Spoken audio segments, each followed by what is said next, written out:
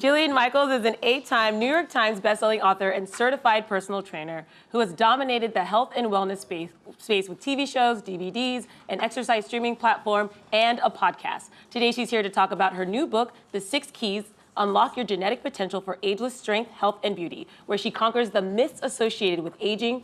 Everyone, please give a warm BUILD Brunch welcome to Jillian Michaels.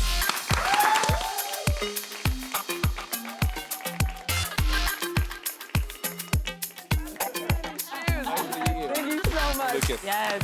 Hey, Allie, nice to meet you. Lovely to meet you. This way. Okay. Yeah. Right in Perfect. here. Excuse me. The shoes look good, though. Oh, I mean, excellent. they look amazing. That's all that matters. That's all that matters. Right. Let's talk Actually, about you're killing it with the priorities. entire outfit. Oh. Love it. Thank you for joining us. So we're all huge fans of yours, and I think we all have a lot to learn from you. So let's just dive right in. Okay, excellent. You talk about the 6 keys. Why was this what you wanted to focus on with your next book? Well, for me personally, I'm 44.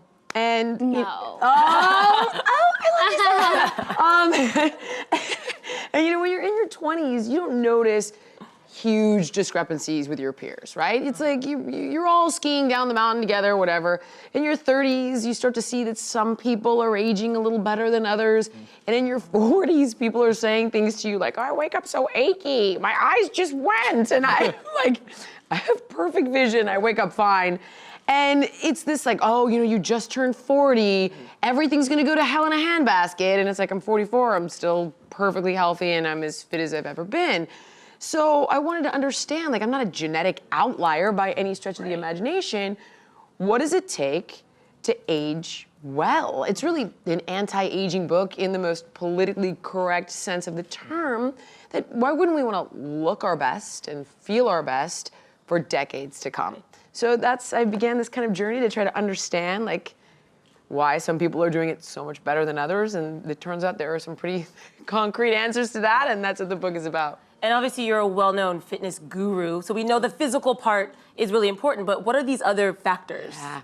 Well, the book is called The 6 Keys because there is nothing in your genetics that tells you to age or to die. Mm-hmm. So then, if that's the case, why do we, right? So you have these 6 hallmarks of aging, these 6 body processes, things like stress adaptation, things like inflammation, your metabolism that can work for you and make you stronger, fitter, healthier, and even emotionally wiser, you know, have more empathy, blah, blah, blah, right? Can go for you or can go against you.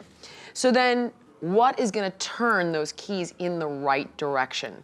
And yes, fitness is one component, and yes, food is one component, but then looking at your environment and all of the toxic stress we're taking on from the 11,000 liters of air you're breathing a day, or the stuff you're putting on your body that's going into your body, or the UV rays from the sun, and on and on.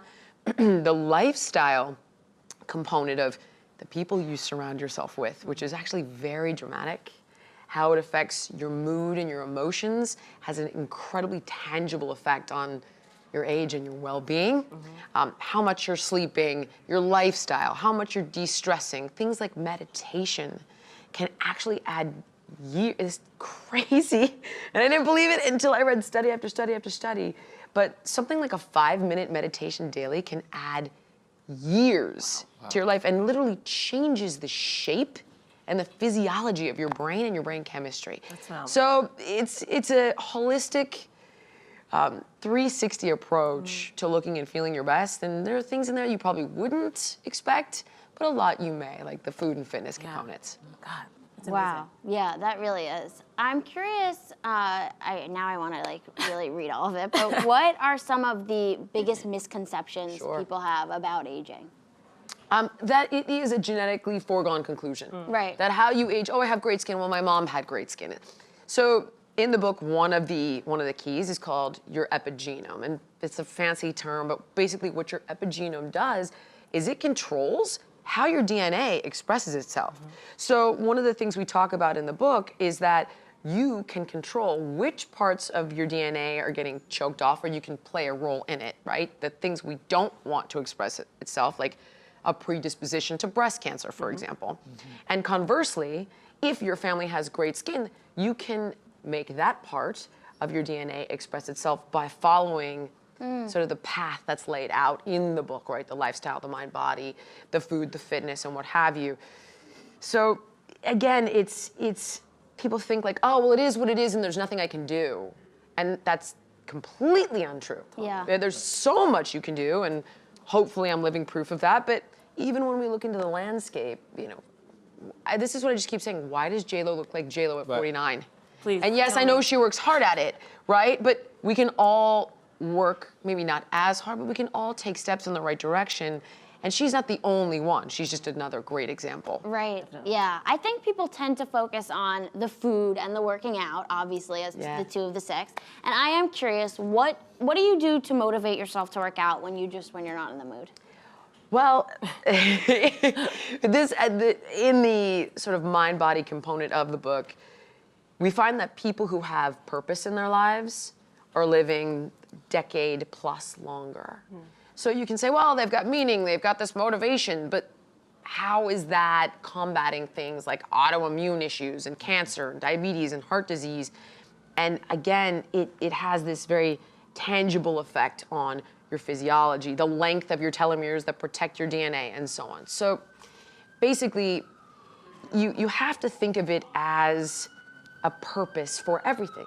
So if you have a purpose to tolerate the work associated with the goal, work with purpose is passion. Work without purpose is punishing. So defining your goals and forming an emotional connection to them is what keeps you motivated. And that's where you're gonna say, all right, I really, really, really want pizza tonight, but I really, really, really want skinny jeans, a two-piece instead of a one-piece, to look great in my bridal gown walking down the aisle, to walk my kids down the aisle in X amount of years, to live to be 100, to meet my great-grandchildren, to see humans land on Mars. It doesn't matter what it is, as long as it matters to you. Yeah. And that's what allows us to tolerate the work. Anything worth having is work. Yeah. I could lie to you and be like, oh, it's the one thing, I swear, and it's amazing. You just do this one thing and you will look incredible and that's it. But you'll get the results, but you do have to work for them. And to work for them, you've got to want them. Yeah. I think sometimes the purpose doesn't come until you have a health setback too, unfortunately. Which is why I love your message of like 20s, 30s, because even in my 30s, I've had some health setbacks, and I've been so much more conscious and serious about eating better and working out, and it shouldn't take that. But I think for a lot of people, In some cases it does. Look at President Clinton. He had like a quadruple bypass, and he was like, all right. He stopped cruising through McDonald's. Yeah. That ended. So, if it does require that rock bottom moment, I think J.K. Rowling said it best, right? Rock bottom is a fantastic foundation to build the rest of your life on top of. But look, people have said, oh, well, am I too old? Is it too late? No, you're never too old and it's never too late. Would I like to catch you in your 20s? Hell yeah. I mean, the first person living to 200 is alive right now. It's a matter of kind of catching them young and getting them on the right path early. And Crazy to think. So it's you, Allie. True, it's though. you. I think it might be me. If the planet makes it, like, No, it's not me. It could be you. She was like, hang out with your grandkids or pizza. I was like, pizza. We gotta revisit that why. We gotta go back to that. We're working on Allie's purpose, okay? We're working on it. Find purpose. Arguably, like, whatever it does take to get you there, that can be one source of motivation, is you have kind of a wake-up call. But I would also hope that people are motivated by desire, just wanting to look and feel their best. And I know 20-year-olds, 30-year-olds that want to age well, just in a lot of cases they're going about it in ways that are counterintuitive. Things like, and I'm not judging, right? But like things we think are going to help fight aging, like botulism. Yes. Like may actually be aging you faster. So it's like I've met so many people, like when I was living in LA, in the low 30s, like, yeah, I just get Botox to prevent it. I'm like, your face can't move. I don't know what you're preventing here, but you're 30 years old. Like, okay. what's wrong? Like, I would much rather like prevent, like, let's take a more holistic approach. Do some meditation. Not eat some that salad. I'm judging. I'm absolutely 100% not. But there's another giant misconception. Totally. For you. So we'll leave it at that. Yeah. So do you have like any advice? Because I feel like those decisions come from fear of comparing yourself to others and not, stacking up compared to what you're expected to look like at a certain age. So do you have any like advice on how to deal with that fear and the insecurity that you're not aging well? It's just like weight, right? It's like, I'm beautiful at any size. Yes, of course you are. Are you healthy at any size? No.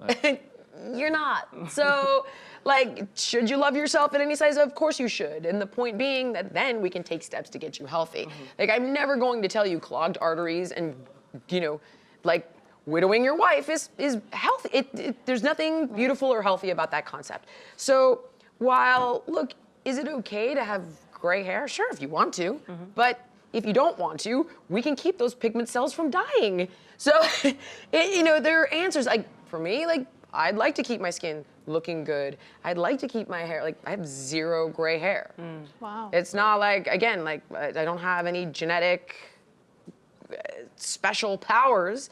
It's just that I know and have practiced for many years how to preserve my body. So it's up to you. Like, if a person wants to look and feel great, like, then by all means. If you're like, no, don't tell me what I need to look like, again, that's totally up to you. For me personally, I want to look great and I want to feel great at 40, 44, 45, 46, 47, 50, and so on. But it's not because I care what other people think. I care about how I feel in my own skin. And I'm really not very interested in cancer. I'd like to avoid it. Fair. Yeah. So while we were talking about the outside, we're also talking about things like Alzheimer's. Yeah. You know, how are we going to remove the amyloid plaque in our brain that leads to things like Alzheimer's? I don't want to forget my kids' names. It could happen. I'd much rather it happen at 110 than at 70. Right. So it transcends the physical. Yes, the physical's there, and it might be a sexy selling point, but, you know, it is a much bigger picture. And what's going on the inside is reflected on the outside. Absolutely. In many cases. Yeah. Yeah, we're going so deep. I'm sorry. I love it. I love it. I luckily work out like 5 to 6 days a week, and I'm very happy. I've gotten in good shape, but I try to always find new ways to work out. But I have the time. I'm 25, and my job is literally sitting on this chair and talking to people. You're a parent. You're a New York Times bestselling author. You have TV shows. You do so many things. What's your regimen like, and how do you find the time to do what you need to do?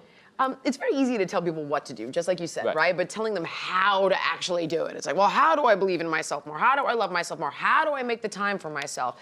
So there's something I ask people to practice in the book, and I call it the 12-hour rule. And it's literally logistics. If you sleep 8 hours a night, which is, find a way to do it. Right. I mean, Game changer. it's a game changer. Literally, you will look better, feel better, immunity, vitality, energy. It's just, find a way to do it. If I can do it, everybody can do it. Shut off the computer, turn off the TV. So if we're sleeping 8 hours a night, or even 7, but let's say 8, you're left with about 112 waking hours in your week. Okay, you're a single parent, and you've got kids, so now we're super busy, right? We're alone in this journey, and we have children and a career. So 50 hours goes to work. 50 hours goes to shuttling the kids back and forth to soccer, taking the dog to the vet, getting the oil on the car changed, picking up the dry cleaning, and you're running around like crazy. But it leaves you with 12 hours a week. And I know that sounds like, some people are like, that's not enough, how can I get it done? Other people are like, how can I find it? If I can find it, again, you can find it, this is how. And I schedule those 12 hours, it's 4 half hours of exercise. Even if it's in my living room, I don't care. I'll do burpees and squats and push-ups and hang a pull-up bar, dips off the chair. Whatever it requires, I'll do it. It's not that hard. So there's 2 hours. Another 2 hours might be brunch with a friend on a Sunday. Another 2 might be a date night. We're now at 6. Excellent. I've got a doctor's appointment one week. I'm getting my hair cut the next. I've got a dentist appointment the next. And it allows me to manage like my basic hygiene and well-being. We're now at 8 to 10 hours. And then you've got several hours left over for hobbies, reading a book, getting a bubble bath, getting your nails done. And over the course of that month, you have 48 hours of self-care. Is it ideal? No, there's no such thing as ideal. Is it enough to keep the wheels on the bus? Yeah.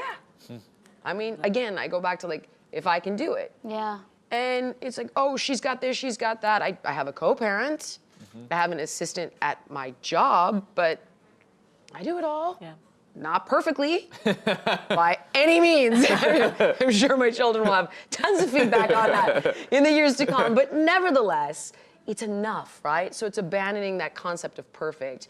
And that's really how I recommend going about it. Very literally is dedicate 12 hours a week to your self-care. Okay. Yeah. You can do that. I'm What doing are your it. guilty pleasures, though? Did you have a cheat day? Yeah. I don't believe in the concept of cheat days. I knew you'd say that. And in fact, but it doesn't mean I don't believe in indulging. I agree with that. That's why I say don't guilty believe in- pleasures, yeah. because I know Right? it's all about balance. Yeah. Yeah.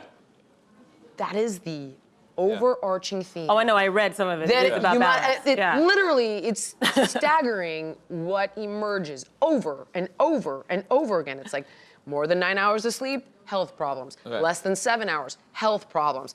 It's crazy. It's like drink too much coffee, health problems. Drink the right amount of coffee, organic coffee, oh my God, improves cognitive function, has polyphenols and antioxidants. Same with alcohol. Same with food. Not enough food breaks the body down. Too much food makes you sick. The theme is balance, and common sense, and taking a holistic approach across the board. That really is the answer, and we've gotten so far away from that with these ridiculous like keto and crazy workouts and thinking more is more.